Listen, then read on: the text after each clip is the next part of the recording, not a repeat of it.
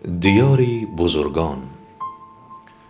در سفر بر شهر ایران کیان، بر دیاری باستانی آریان، مهر تاریخی وطن دارد کنون، با محبت در دل ما آشیان.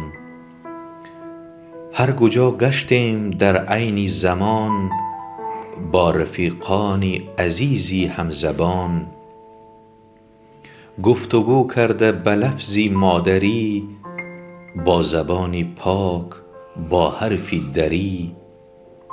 سیر برده بر تماشا هر کجا، بر پلی سبز و به باغی دلگشا. سیر در میدان آزادی خوش است، دل رباید برج سر اندر فضا. شهرت قصر گلستان ارجمند، با همان نقش و نگار دلپسند. صد هزاران شیشه و سنگ و بلور، می نماید افتخار ما بلند. چند روزی سیر ما در تهران، شاد قلب از دوستانی خوش زبان. دیدن ملک بزرگان کهن، سالها بود آرزو و آرمان. می برد ره سوی شهری اصفهان، با دلی شاد از بر دشت و دمان.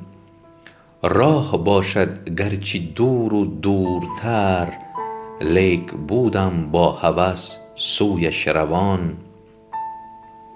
زنده تاریخ جهان در اصفهان، با بس مسجد و میدان جهان. رسته رسته در قدی بازارها، هم کلالی زرگر و هم مسگران. چلستون را در ستونهایش قطار، حیرتی دیگر مرا جمجم منار. پرتماشا ساحلی زاینده رود، روی پولش مردمانی بی شمار.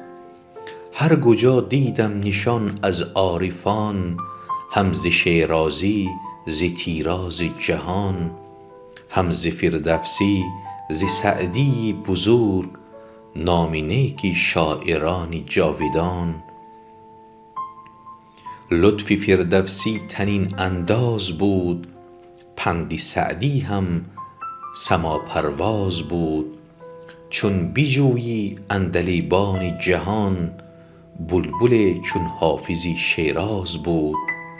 هم بخوانند رودکی مولای روم، حرف جامی را ز خود ناکرده گم.